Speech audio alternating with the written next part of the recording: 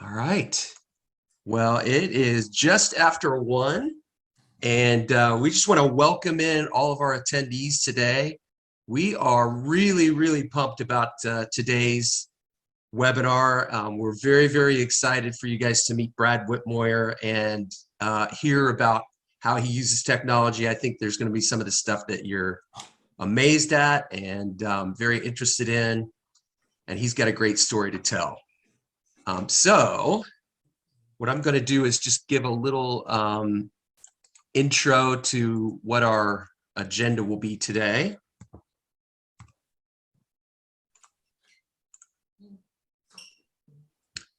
All right. So this short intro and welcome will just be a minute or two. And then what we're going to do is give just a really quick supportive technology sort of refresher for those of you. Many of you may be familiar with what supportive tech is according to DODD, but it's nice to just kind of go back over some of that stuff. Then we're going to get right to Brad being able to tell his story and the part that technology has played in it. We'll take a little bit of time for that. And then after that, we've got a fun segment that we like to call the Tech Spotlight. So this will be the most technology heavy portion of our event today, where we get really specific looks at certain types of technology that Brad uses. And I was able to go to visit Brad at his home and take some video of him actually doing eye gaze and using his communication device. And then we're going to get a chance to be introduced to some other really neat technologies that he has in his home. And then we have reserved a really significant portion of our agenda today for Q&A. So this is specifically intended for individuals and possibly family members who have questions either for Brad about his own technology, his own experiences, or about your own life and your situation and the possibility for a particular type of technology to work for you, or really just any question you might have for Brad or our other panelists today. Okay, just want to mention the schedule of events for things that we have so far. So if you didn't get to join us for our kickoff event, actually that says today, that's not correct, that was last Friday. So today's event with Brad, and then we have 2 other events for our other 2 new tech ambassadors coming up in the next few weeks. So the first one after today is Tuesday, March 29th, and this is an evening event at 6 p.m. with our tech ambassador, Jen Schlegel, where you'll get to meet her and her technologies. And then we've got another intro event with another new tech ambassador, Renee Wood, Wednesday, March 20th, also an evening event at 6 p.m. So we'll hope you'll join us for one or both of those in addition to today, because we really just got some great new folks with some great new stories to share. Okay, and then after that, probably beginning in May, look for in-person events to happen. We'll be posting that on our website. We'll have it on our social media, and you know, we aren't 100% sure exactly where those will happen, but just look for those details. You can always look at our event calendar, which is a new feature at our website. So that's ohiotechambassadors.org/events. Okay, one more really important thing that we're excited about here this year that's a new feature for us. You have the ability to request time with any one or more than one of our tech ambassadors. So we want you to know that we're here for you. That's really the purpose for this whole program. We want to increase everyone's awareness and knowledge of supportive technology across the state. Okay, and you know, that's one of the reasons why we're reserving a really significant amount of time during each of the events for Q&A, because we want to hear from you. 2, we would love to attend advocacy meetings, SSA staff meetings, conferences. More than anything else, though, our biggest goal is to be able to meet with individuals and families who are considering technology as solutions for increasing independence, for workforce shortages of direct care providers. And the way that you can do this, way that you can request our tech ambassadors to help you out in any of those things, is to use the link at our website for Book an Ambassador. If you were to click that button at our website, it's going to take you to this address right here. So it's ohiotechambassadors.org/request. And that is just a form where you can fill out your name and information on what day, times of day you are requesting those tech ambassadors for, and then a place for you to type in some details about whether it's an event or whether it's just a personal meeting that you're interested in having them attend. And we ask you guys to please provide just as much detailed information as you can. You're welcome to use that just whenever. Okay, great. So one more little section before we get to Brad, and that is a supportive tech sort of refresher. So I'll share that screen. Okay, so this is sort of the world that most of our discussion revolves around. And that is the way that we define supportive technology according to DoDD. They are the sponsors of our grant and all of the effort that we have. So we like to use their sort of definition for what supportive technology is. So it's made up of two things. So the first is assistive technology. So that's any type of equipment that assists a person with a developmental disability in just anything, activities of everyday living. So that could include special adaptive devices that are made just for those folks. Things like an induction stove or a medication dispenser, med alert devices, that type of thing. It could include any kind of mainstream computer or consumer device, things that any of us might have in our home, such as digital assistants like Alexa or Google Home, lights, doorbell cameras. You see commercials for these things all over the place these days. Those can be assistive technologies as well, but they really don't have to include anything electronic or battery operated, right? I just mentioned a couple here. You could have an adaptive fork, a rail in your bathroom, or even a pillow strategically placed can technically be an assistive technology.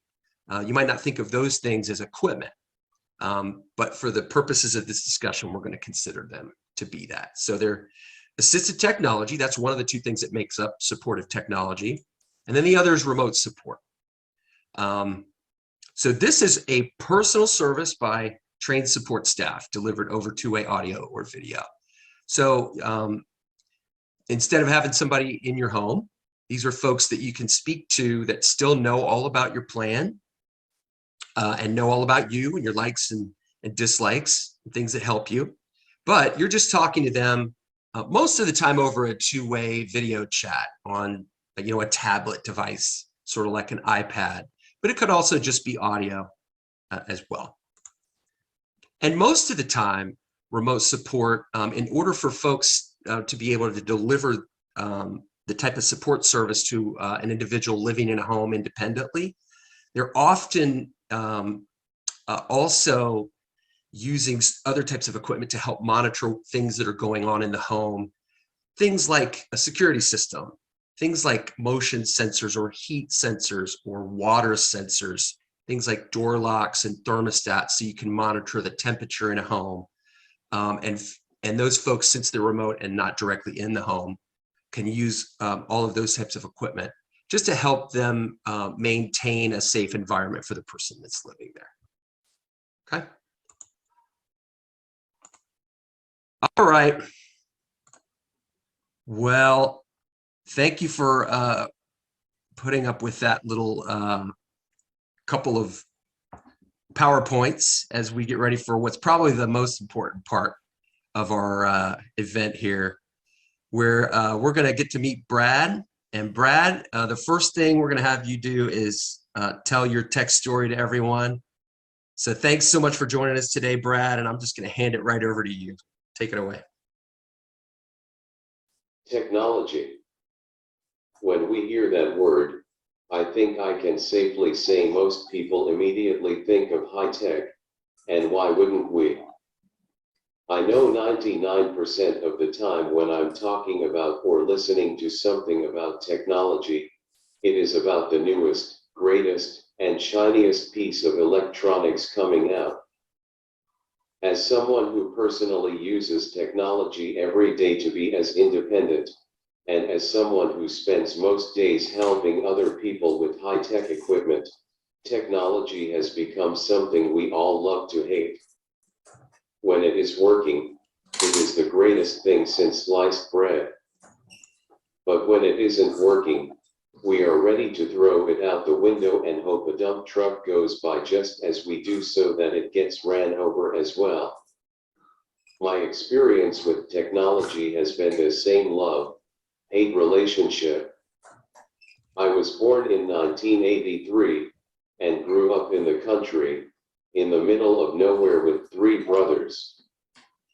4 boys in the country before internet was a thing that occupied most of our days. Needless to say, we had to get creative in order to entertain ourselves, and oh did we ever.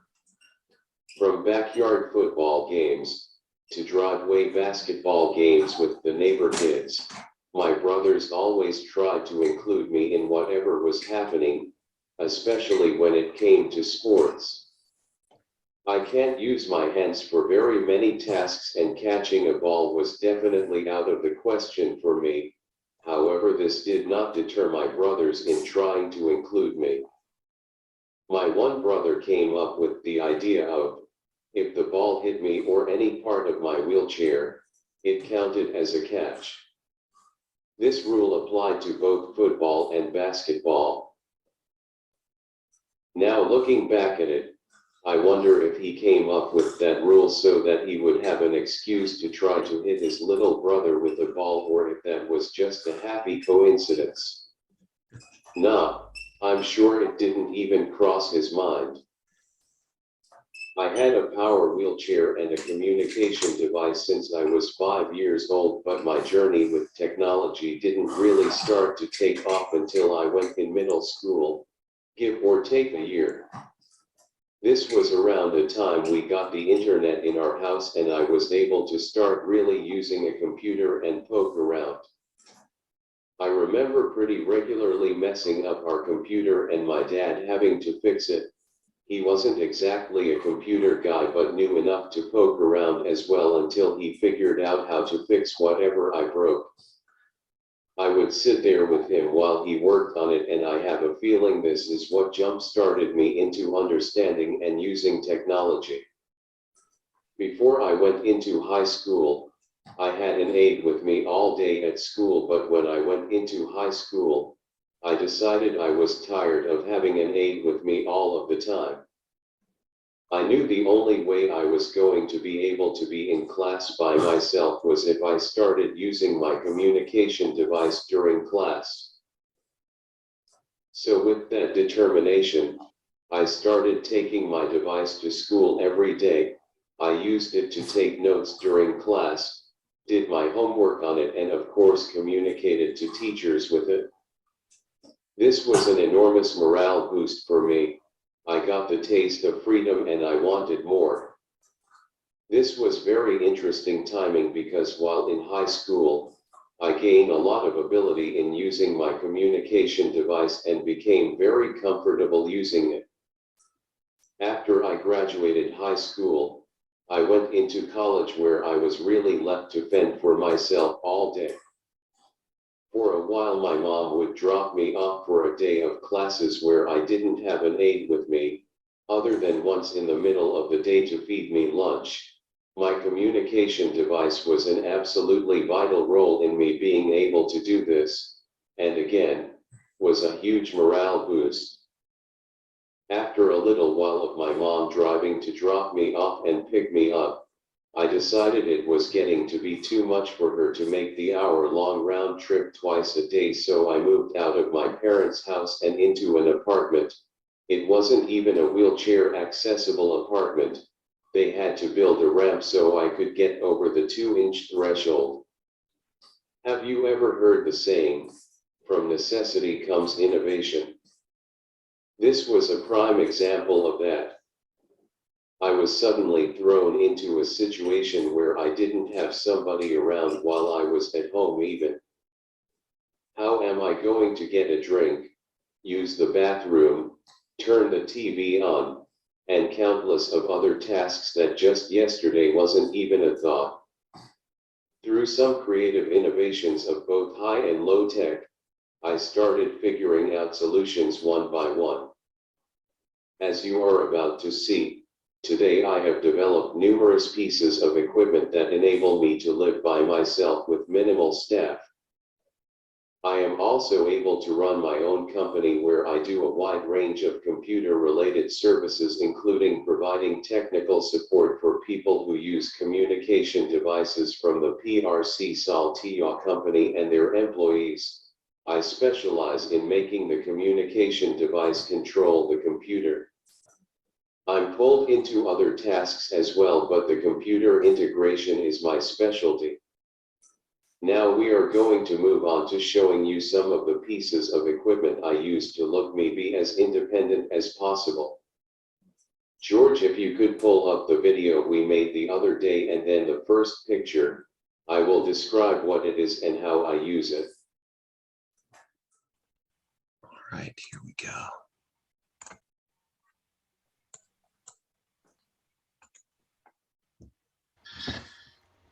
When I look at a button on my device, the bar under the device reflects lights off of my eyes and is able to tell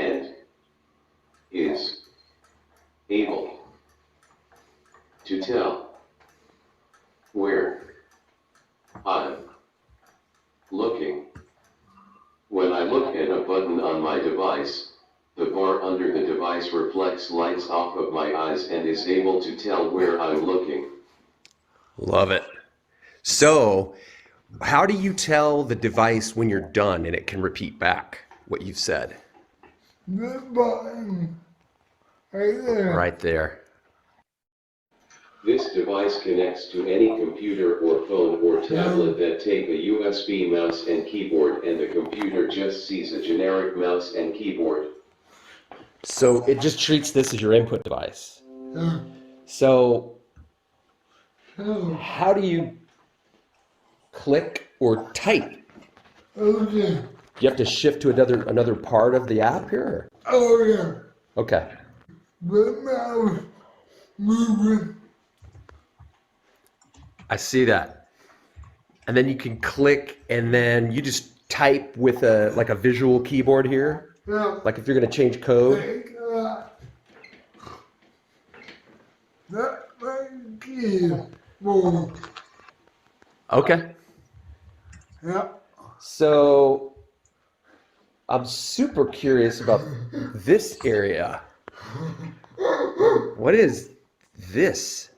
That is A 3D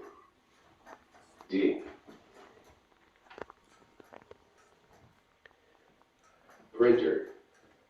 A 3D printer. I'm going to be honest and admit I have low-key wanted one of those for years and have not gotten one yet. So what do you print with this? whoa. I mean, I imagine you could custom make all kinds of. I make a lot. So make my handle. Oh, right there. Yeah. Oh, that's awesome. All right, I want to get a shot of that thing. So you printed that Yeah. with your printer. Yeah. So you must have had to design exactly the dimensions of it and Yeah. exactly how you wanted it to look. I mean, this button. So that button. Uh, hey, Camille, help.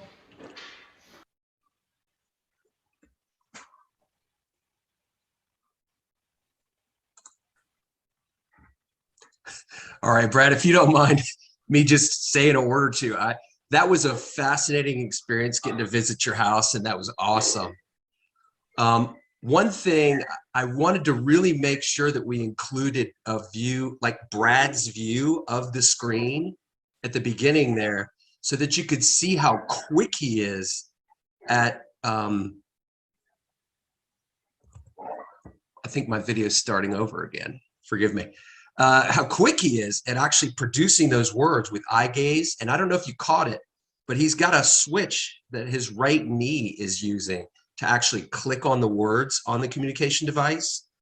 And then, you know, he was so far ahead of me as I was trying to understand how he used the device to operate his computer. He had the mouse screen up already, like long before I even thought to ask him the question of how he clicked on things. And then he bounced over to the keyboard screen before I even realized what was there. And at the very end there, you know, he's trying to tell me he actually printed that button on the left-hand side. And as we'll see here, Brad's gonna talk about some things that we show photos of. That's the tip of the iceberg. There's so many different things in Brad's house that he made himself, many of them with that 3D printer. So I don't know if you wanted to add anything to that, Brad, but I just thought I would chime in there for a second. Good.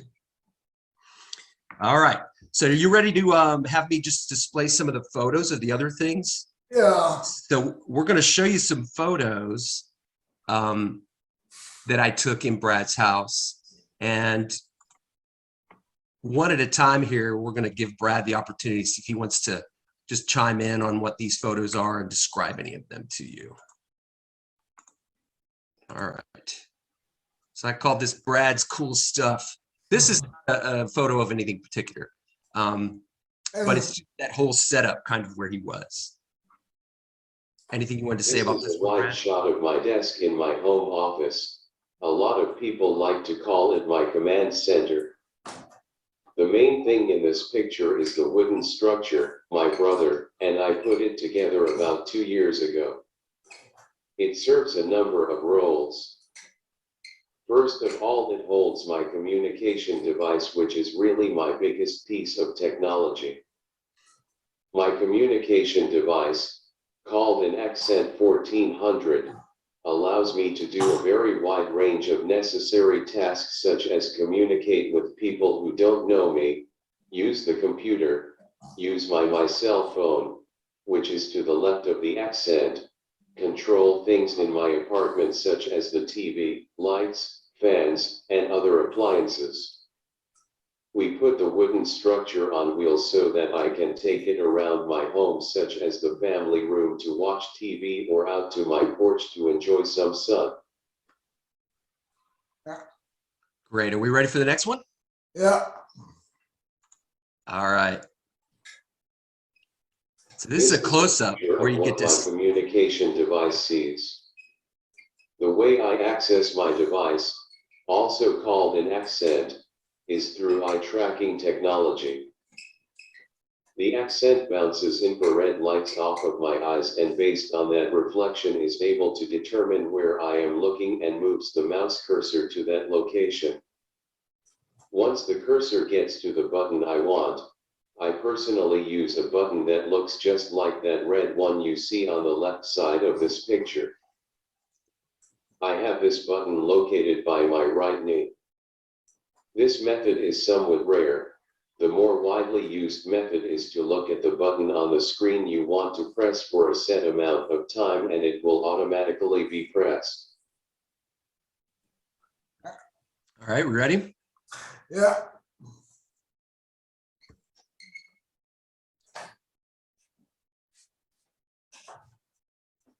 This little white box was probably one of my favorite contraptions I've created.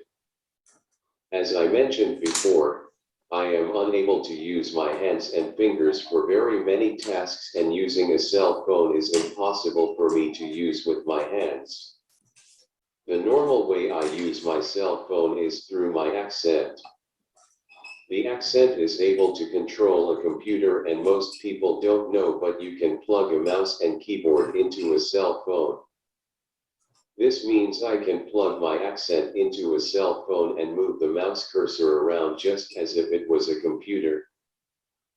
I had the problem of if I wanted to use my cell phone when I go out, I had to take my accent, which I don't like to do most of the time. So I figured out I could use some circuit boards and some creative programming that allows me to use my phone with a switch by my right knee, just like I do with my accent. All right, next. Yeah.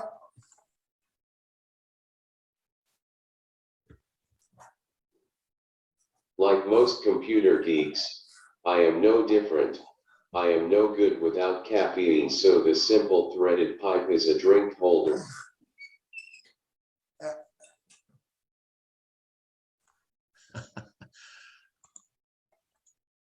All right, there we go. This is a microcomputer called a Raspberry Pi. I have used this to create a home automation system that is very flexible.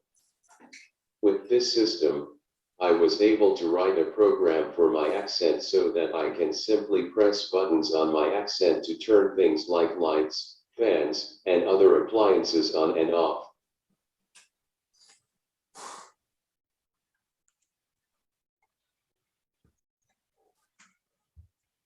While that phone box was my favorite contraption to make, this is my favorite contraption to have. I can't feed myself and I have minimal staff, so I wanted a way to give myself something to eat while nobody is here, and this is what I came up with. I have my staff put food on the skewer, and every time I take a bite, the motor pushes the remaining food out to the end of the skewer. And that one's awesome. I got to see that actually in action. As I said, I have minimal staffing, and like everyone, sometimes I need Tylenol or other medicine while I don't have staff, so I made this. We just put pills in these, and if I need them, I can put my mouth on it and take the pills. Yeah. All right. Well, you know, and I hope you guys could catch this. You know, the white box that you saw in the shot about how Brad can operate his phone without his accent communication device, that was 3D printed by the same printer that he used for his button and the handle on his wheelchair. There were pieces of the like the dispenser used for the Tylenol and other things that was all 3D printed. The holders beside his computer and on his wheelchair, where the little slot for his phone to sit in, all of that was 3D printed. And I think there's probably a bunch of things that I'm not even remembering from that visit that were also 3D printed just by you, Brad. So unbelievable. Hope you guys appreciated that. Feel free, as we said, to you know, throw questions in the Q&A. But we're at the point in our event today where we want to kind of transition. And if there are any family members, individuals here who might have a question either for Brad or just a general question about your own life, and you want to ask that live on camera, what we would want you to do is just raise your hand, and then we'll promote you to become a panelist with us. And then you can turn on your microphone and your camera, and everyone will be able to see you, and you can ask that question and just hang out with us for a minute here. And I have a few questions that I have kind of set aside here to ask Brad while you guys think about questions. First one, Brad, describe your decision to start a business and how that's turned out for you, and especially what role technology played in you doing that. When I was in high school, I wanted a part-time job like my friends were getting. After I went to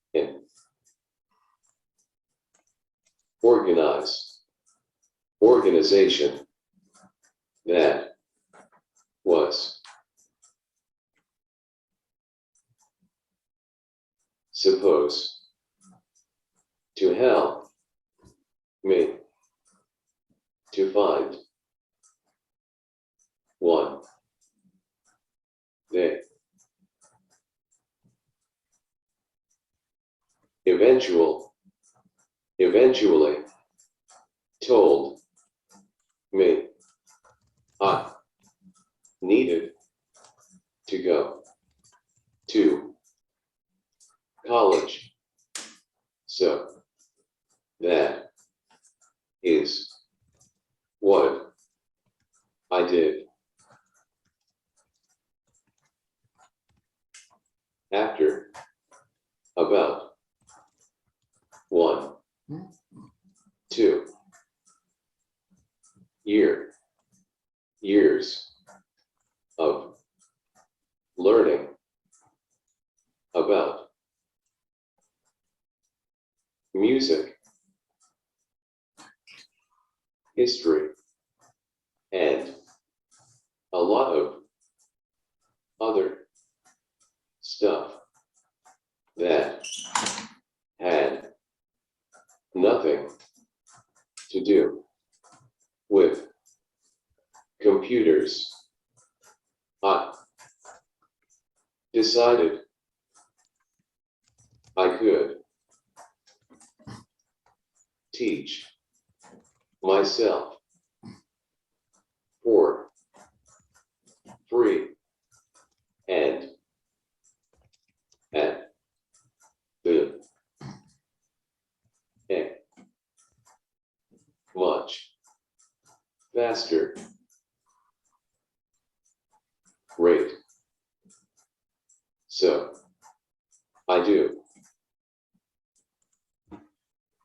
I dropped out of school and started my own company so I could provide for myself. When I was in high school, I wanted a part-time job like my friends were getting. After I went to an organization that was supposed to help me to find one, they eventually told me I needed to go to college, so that is what I did. After about 2 years of learning about music history and a lot of other stuff that had nothing to do with computers, I decided I could teach myself for free and at a much faster rate, so I dropped out of school and started my own company so I could provide for myself. All right. So it looks like we do have somebody who wants to join us and ask a question live. So Jennifer, I am going to promote you to become a panelist. So just for a moment, you'll leave and come back as a panelist, and then we can have you turn on your camera and your microphone if you'd like to, and then you can ask your question live.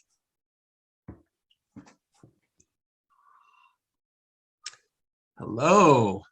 Hi.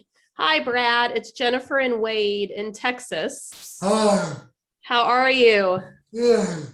Okay, so I've been talking to Brad a lot about things for Wade, and we just happened to be on spring break this week. So we're having lunch now. So I wanted Wade to be able to see everything you're using and how it can be set up. And so he is excited. He said, wait a minute, he's typing, so I don't know what he's typing, but we'll see what he has to say in just a second. He said he didn't want to talk, and now he wants to talk, but well, that's what Brad says too. So Brad, I have a question. You said that you don't like taking your accent out with you. Is there a reason why you don't like to? Yes, Why? it's really just because it is such an important piece of equipment. I can't live by myself without it, and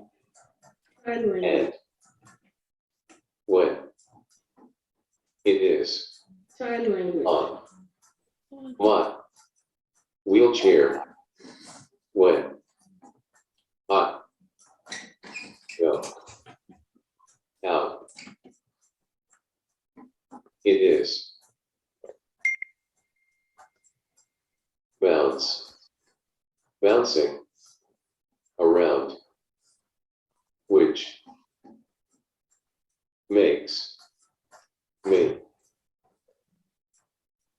nervous. Yes, it's really just because it is such an important piece of equipment. I can't live by myself without it, and when it is on my wheelchair when I go out, it is bouncing around, which makes me nervous. Makes sense. Okay, yeah, that makes sense. Like here is our makeshift repair on his arm right now. Has some ace bandage, and because he's run into a wall, and he tried to blame his pair at school on that, but it was really him. Yeah, no, that was Miss Christie. Miss Christie said hi. And then I know I asked you this before when I met you in Pennsylvania, but I can't remember what your answer was. We have a lot of people in Wade's life, like at school, that don't appreciate the him speak how you the word speaks after you type it. It says the word. And I know it's up to the user, and I've tried to get that point across to his school staff that if that's the way he wants to do it, that's fine. I'm just curious why you do that, because Wade can't tell me why he prefers that way or another way. So I'm curious why you prefer that. I do. It both ways. If I am in a meeting with a lot of people, I will get my message typed before speaking anything, just because I know we are in a meeting trying to get things done. But, like this, today, it would be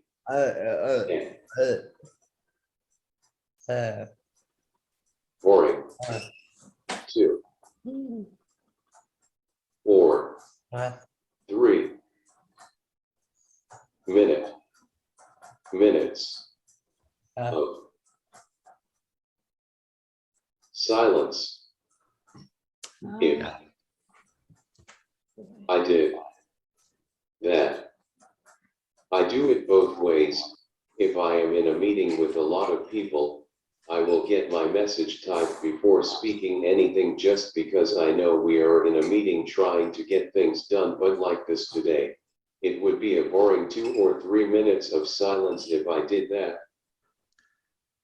Yeah, that makes sense. Totally makes sense. Okay. Well, thank you, Brad. We hope to see you in Texas here soon. I will get with you about that later. So oh, yeah. thank you. Thank you so much for joining us. We really, really appreciate it.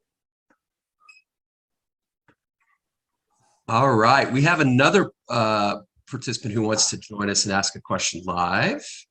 Christine. I'm promoting her.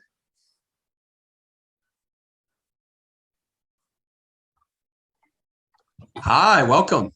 Hi, everybody. Thanks for letting me chime in. I am an SSA, and I have a gentleman with cerebral palsy that uses he uses the eye glare technology, and he Mhm. hates it. He hates his communication device. He's so frustrated with it, and we just don't know, where to go from here. How do you encourage people to, try, and how do you start helping them find things that work for them? Just like you have the knee kick, like how do you figure that out? How would you work with a family to make it fit for them?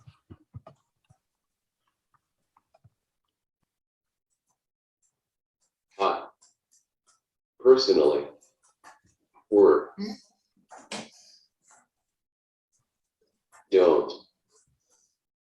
didn't want to use my device until I was in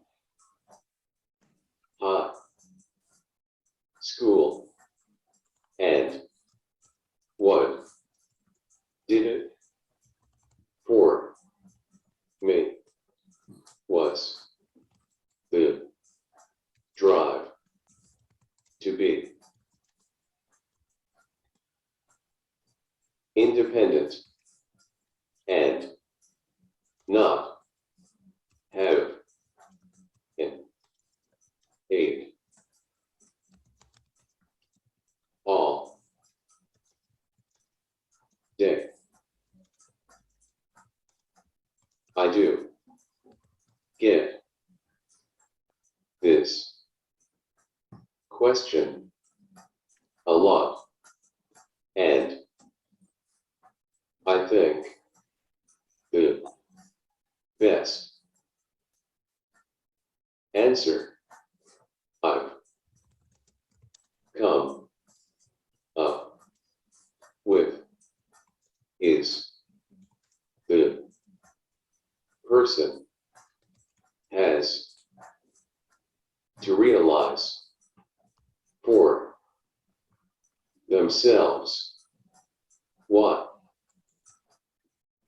it is important to use a device, and the answer to that is different for everyone, and you or the user might not know what that is until one day it's them in the head.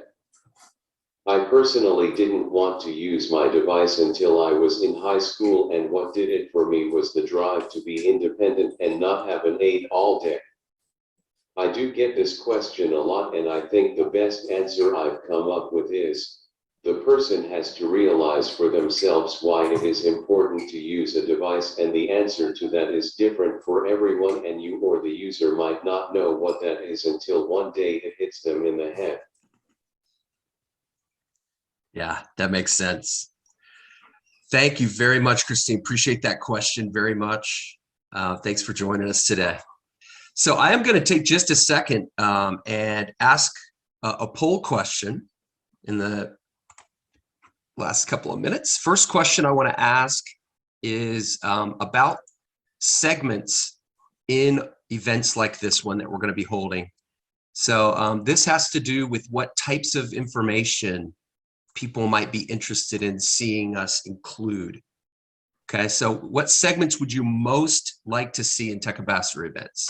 So educational material and remote supports and assistive tech, live technology demonstrations, pre-recorded technology demonstrations, personal stories of our tech ambassadors and other people, or Q&A sessions like what we're doing right now. We really appreciate this. We want to make sure that these events are the most relevant and the most useful to you that we can possibly make them. So your information helps sort of guide the direction that we're going as we put together the content for these events. We really appreciate everybody's response. Okay, I'm going to give everyone just a second or two to do that. I'll keep the poll up while I go ahead and ask Brad the next question I had for him. And that is this. Brad, you built so many of the assistive technologies in your own home. What would you tell others about the possibility of them being able to do this or why it's important to you? Not. It is so important that we get into a different mind set of at least trying to come up with our own solid solutions for many different reasons, but probably the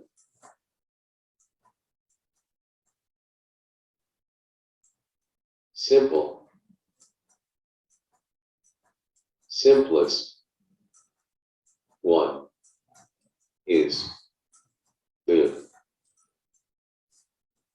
fact that if you created it, then that first means you are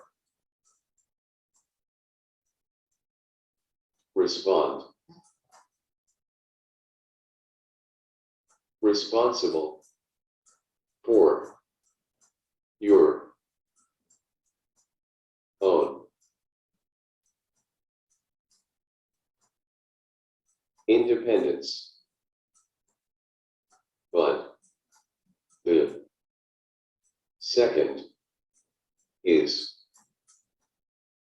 if you create created it? Yes. Then that means you have the ability to fix it when something goes wrong, which I'm sure I don't have to tell anybody here how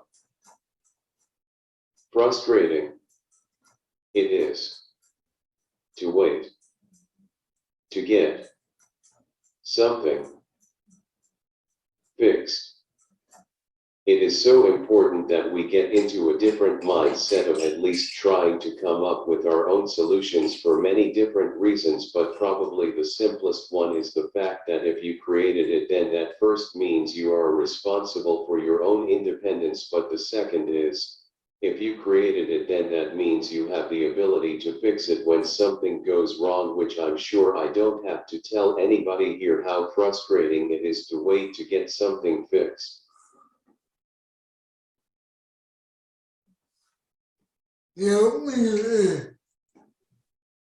Yeah, so we're all familiar with that one. All right, I have one more poll question for everybody. Let's get this one in here. And it has to do with other activities that our program could get involved in. So what we want is you guys' input on what is the most important thing Ohio Tech Ambassadors can do outside of events like this one. So would that be meeting with individuals and families about technology, speaking at advocacy group meetings, speaking at conferences on assistive technology, speaking at staff meetings for county boards or COGS or other agencies, maybe provider agencies, or something else maybe that I didn't think to write down. So again, we really appreciate your feedback. Events like this one are only a part of what we're doing at Tech Ambassadors. So we want to raise awareness of supportive technology in any way we possibly can. All right, we're going to leave that poll up there. So we've got just a couple of minutes left. I've got one last little question for Brad here. Brad, do you have a favorite piece of technology that you created for yourself? You may have answered this one already during the photos. My favorite making was the phone thing, but my favorite one to have is what lets me have a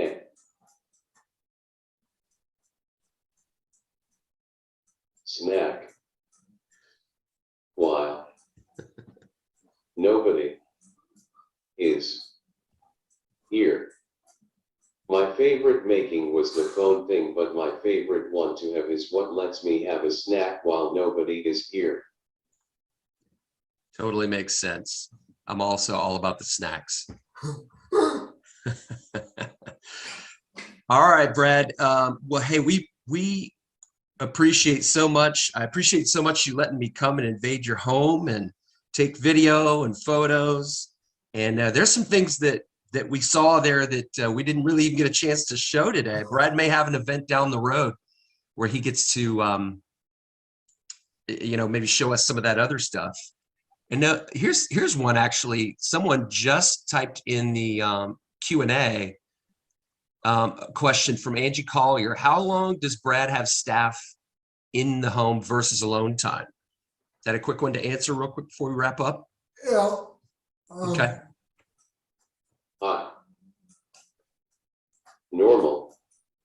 Normally have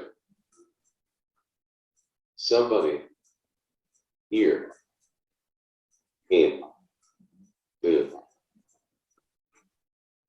morning for a couple of